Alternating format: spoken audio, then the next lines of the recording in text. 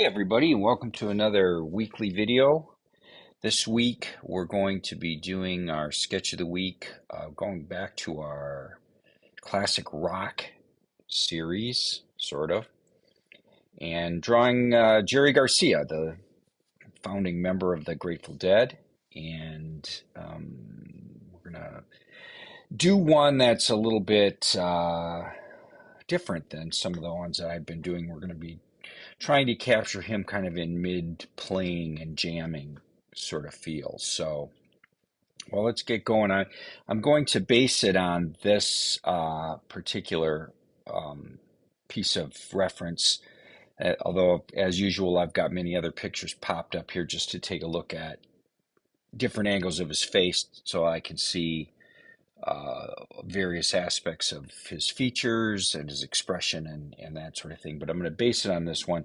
I actually did a drawing based on this one a year or two ago as a commission for somebody, and it was a live style caricature. This time we're going to do my sketch of the week style.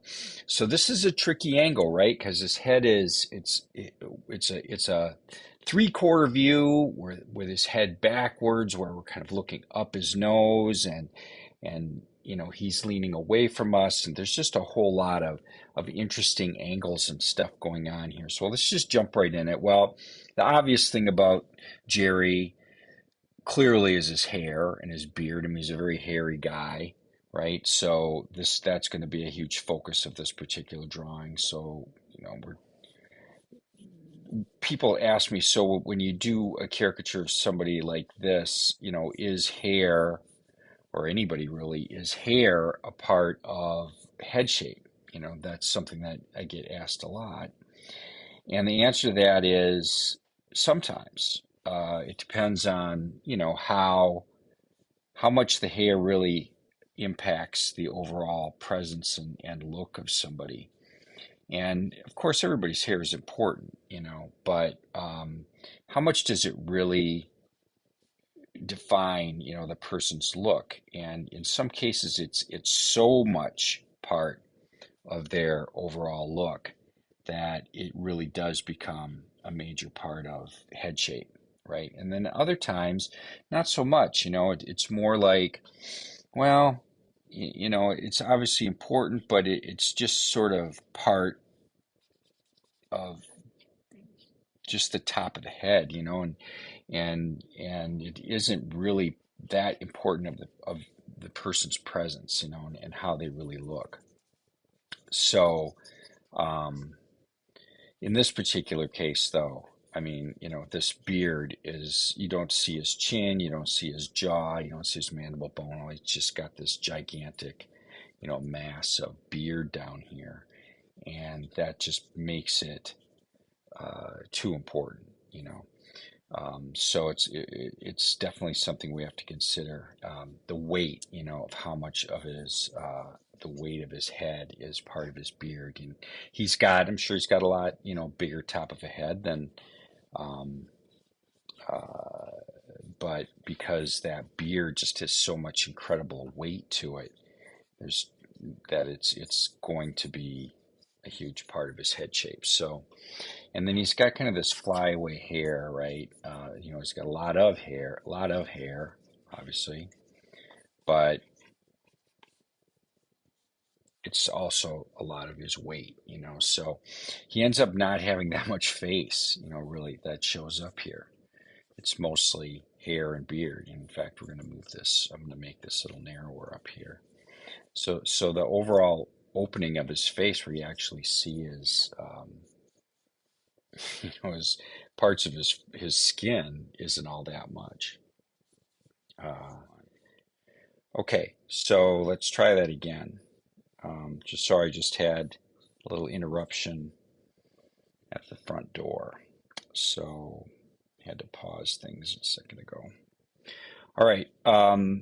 So like I was saying, one of the things that I like to do when I'm drawing, like hands doing something interesting, like especially if they're holding something, is I want to draw the object that they're holding, or at least get it roughed in, before I try to draw the object itself.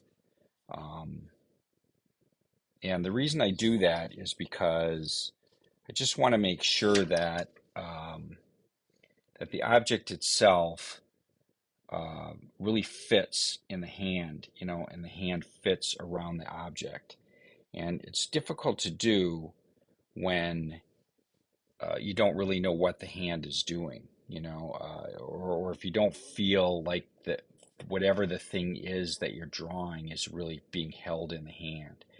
And so that's why, for me, it's always been easier to draw the object first, or at least get its basics in there, and then uh, go in and draw the rest, the hand around it.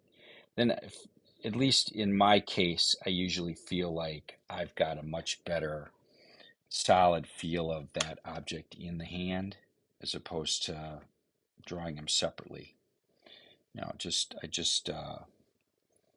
reduce the opacity on this one now, and we're going to go in and just do a little tightening up on this sketch just to make sure I got all the basic stuff in here that I really want. So when he's jamming, his eyebrows kind of come up a little bit. Just see the hint of this outside nostril here. And he's got these really thin kind of wire-frame glasses. But you can see these forehead wrinkles, like his eyebrows kind of go up in the middle, and give him that, oh man, I'm really going to town sort of feel to his expression while he's busy playing the guitar here. And I'm not going to do too much texturing or whatever, or drawing of hair at this stage, because that's better served just doing it with the pencil, because it's a lot of texture, and I'm going to talk a lot about drawing hair, and especially facial hair, when I'm doing the final. But the big thing with it is, getting at this stage especially, is getting the bulk of it and the overall shape and the weight of it kind of indicated. Where's the bulk of that hair? He's got so many little flyaway sort of things, and usually I'm not a big fan of drawing every little flyaway hair, right? And that's just a signature part of his look. He's just got this crazy hair that flops all the way around, and with all that weight down here in his beard, we're definitely going to give him a smaller forehead.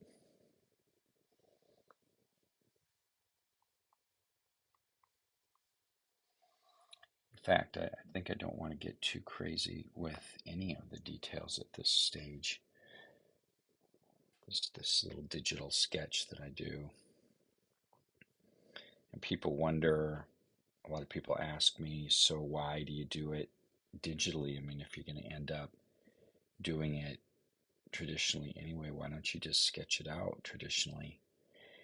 And there's two answers to that, and people that have heard these videos have heard me answer that question before. But we've got quite a few new subscribers, and so I'll just do it again. So the reason I do the digital sketch here really is 50% for these videos.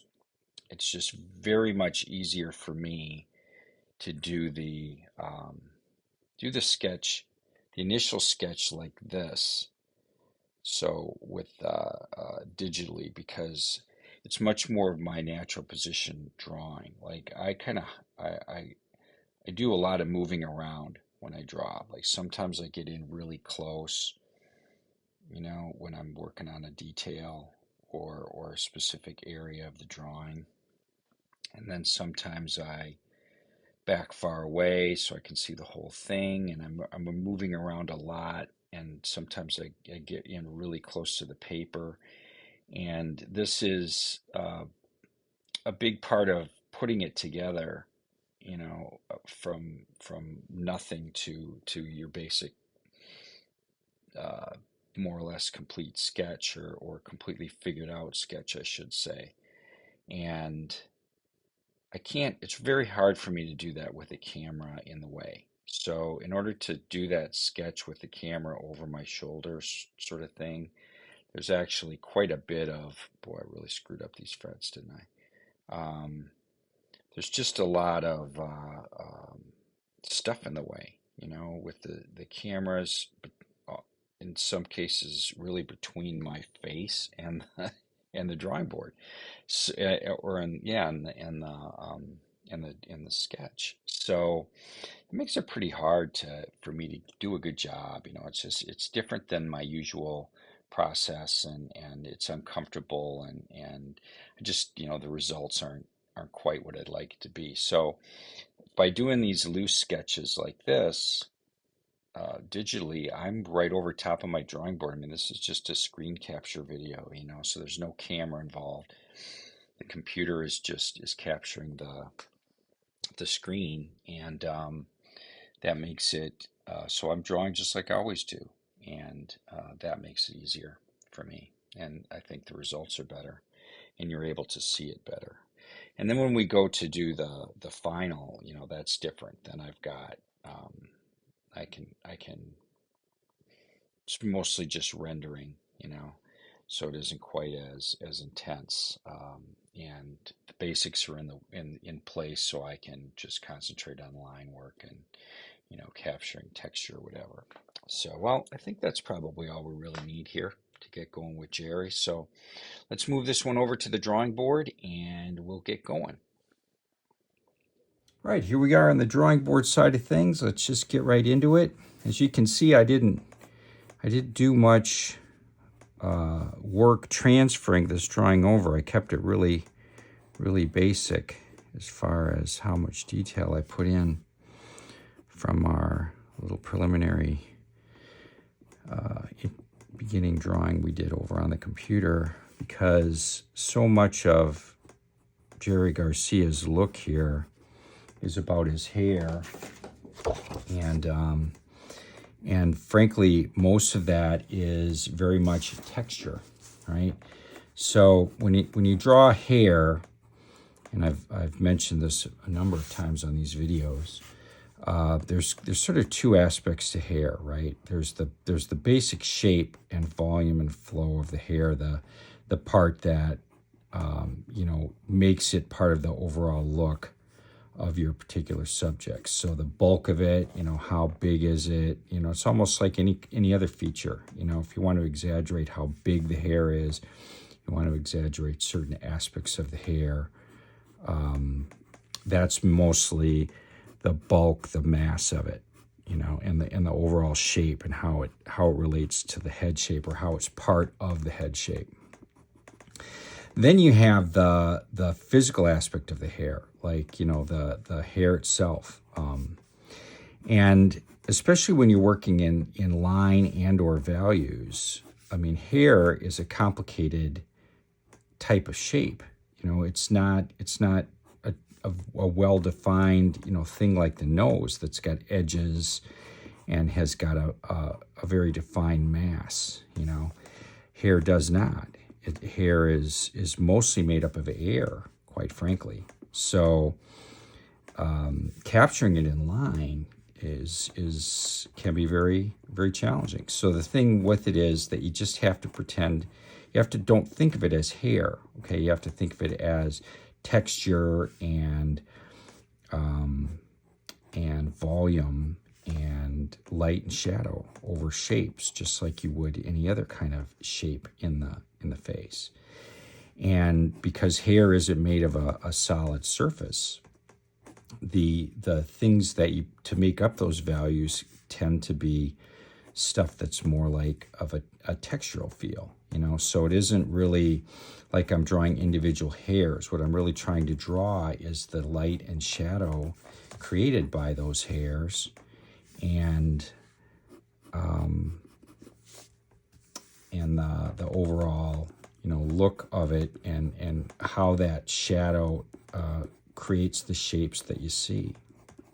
And when you're looking at hair, I mean, it just overall, you don't really see the individual hairs. You know you're there, they're there, and they make up the texture. And if you really look closely, you can see individual hairs and sort of thing. But what you're really drawing is the shape the hairs make as a whole. And in Jerry's case here, he's got a very haphazard, feel to his hair. It's very textural. It's just flying all over the place, and that can make it tough if you're trying to draw individual hairs, and you really don't want to do that. So I'm looking at like this. He's got real dark shadows in here and in the corners. It's much darker underneath here. And so I'm going to concentrate on those darker areas with heavier lines and lines that are closer together. But I'm not going to attempt to draw every little hair that's happening in his beard. To do that would be not only impossible, but it'd end up looking terrible, because the individual hairs aren't going to read very well as line. So what I want to do is capture the feel and the texture of his beard by trying to draw those light and shadow areas. So you can see these dark shadows that happen in between some of the lighter, more gray hairs that are sticking up here.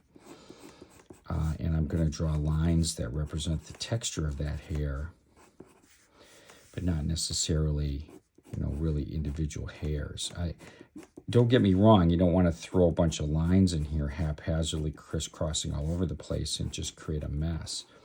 But you want to build up those shadow areas.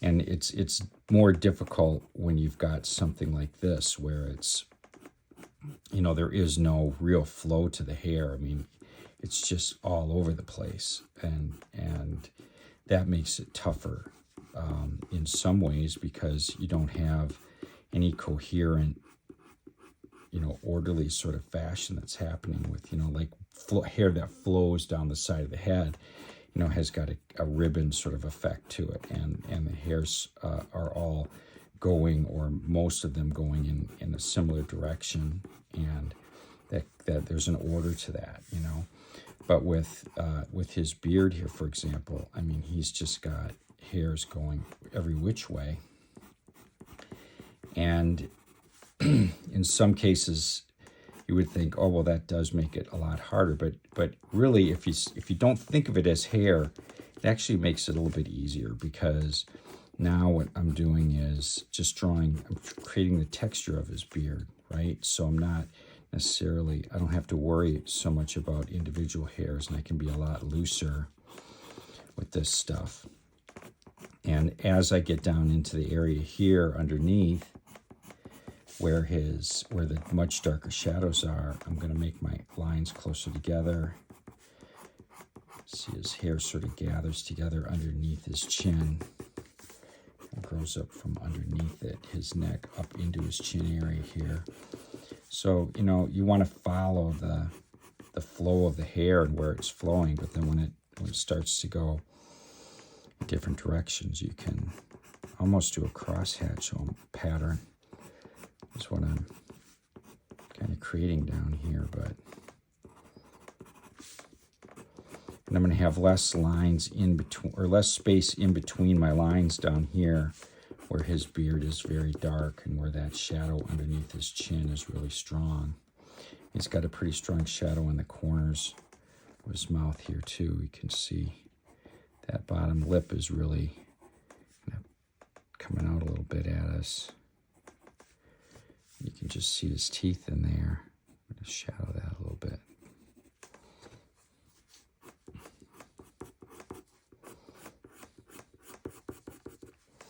Where things are really dark now, I can actually, I'm going to go in and fill some of the areas in between some of my lines here to darken that shadow.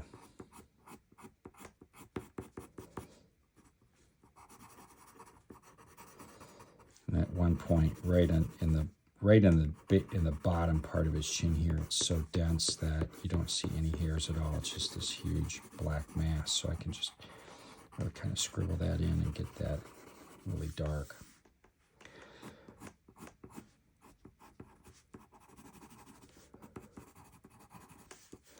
So creating the texture of his beard, right? without laboring over every single little line. And then when I get to the edges here, because he has that scraggly kind of feel to it, I can do some some lines sort of sticking out in different directions and to get that kind of feel to it. Now when it comes to his hair, sorry, I gotta sharpen up a little bit. Come to his hair, going down his head, now that's a little bit different because these are much longer hairs, right? So they do gather together in kind of in clumps and in locks and have a little bit more order to them. Not much, but a little bit, because they're longer, so they have a tendency to gather together more. And so I'm gonna have to make more of an effort to capture the individual locks and shapes of those locks as they come around his face here.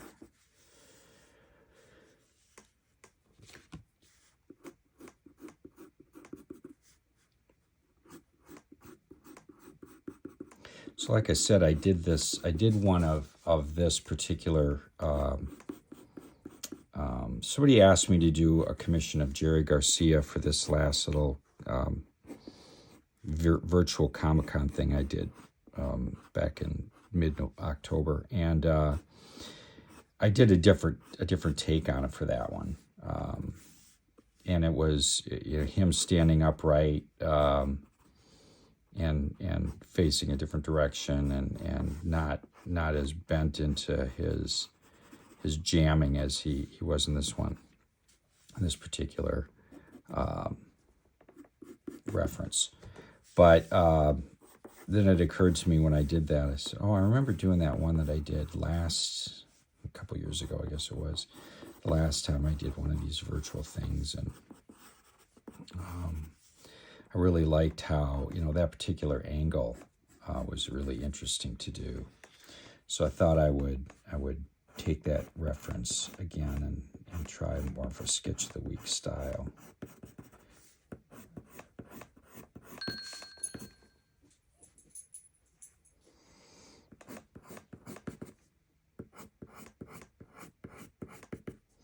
So you can see he's got this really big bulk of hair that happens behind his ear.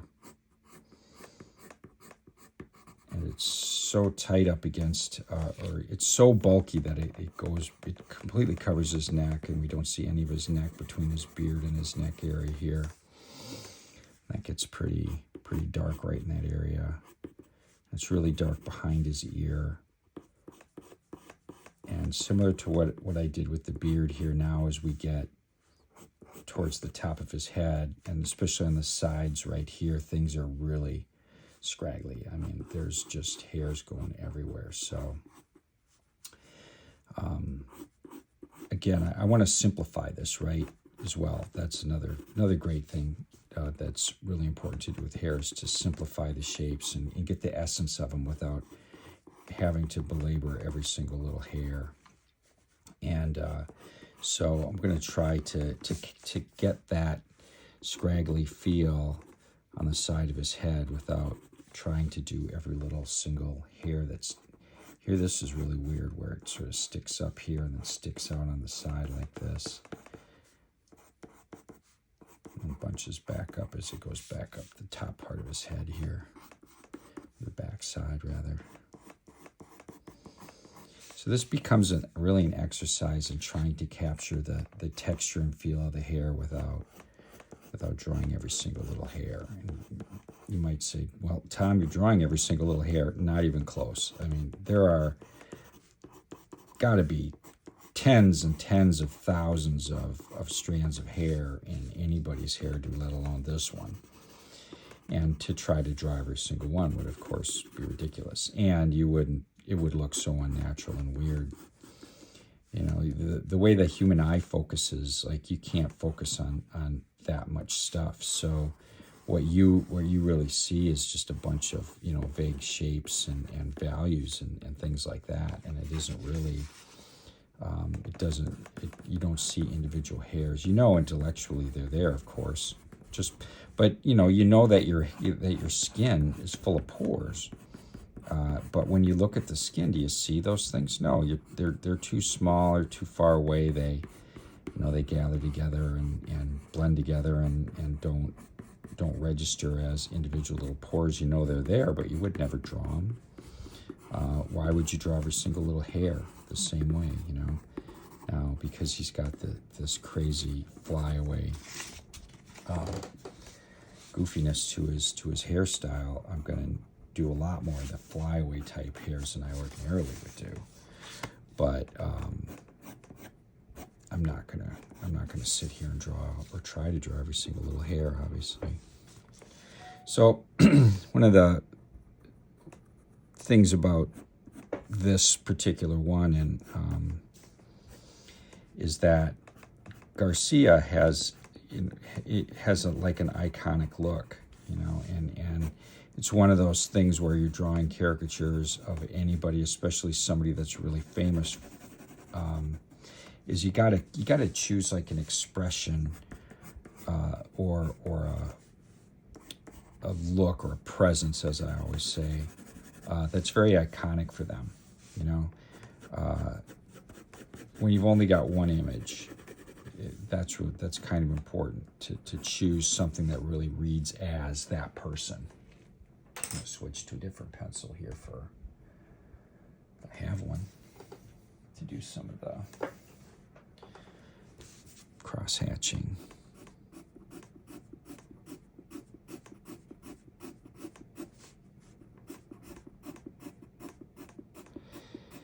Anyway, it's important for your drawing to really capture the essence of somebody, the presence of somebody, as I always say. It's easier to do if you're really drawing some iconic expression, something that really reads as them. It makes it a lot more effective. And sure, you could draw a caricature of somebody doing some atypical expression. That's more of an exercise in immediacy. But when you're trying to capture like a single image of somebody that when you look at it, as I always say, when somebody looks at one of your drawings or at a caricature and says, I can hear that person talking, or in this case, I can hear the Grateful Dead music when I look at this, that means you really got something about that person that is them, and that makes it important to choose that particular look. I'm not a big Grateful Dead fan, I have to admit, although, to be honest with you, I've not really listened to their music very much, so it's, not going to say I'm not a fan in the way that I don't think they're any good, because I don't really know them very much. Certainly they have got a monstrous following, so they, I'm sure, are excellent musicians and do great music, but was never my cup of tea, I guess. But I have a lot of people who I know that are fans. So, and Garcia is one of those guys who's just famous, as a musician, as a celebrity, or as a person of note, and has a very certain look. So, well, I think we're probably going to stop there. We've got the important stuff in place here. Just to note, there won't be a video next week. I will be in Japan for 2 weeks at a Tokyo Comic-Con. I'll be talking about it a lot in the Inkstained Wretch, but I won't be able to do a video while I'm on the road. So we'll have to come back here in 2 weeks and do something special. So in the meantime, thanks for being here. Thanks for subscribing, and we'll see you soon.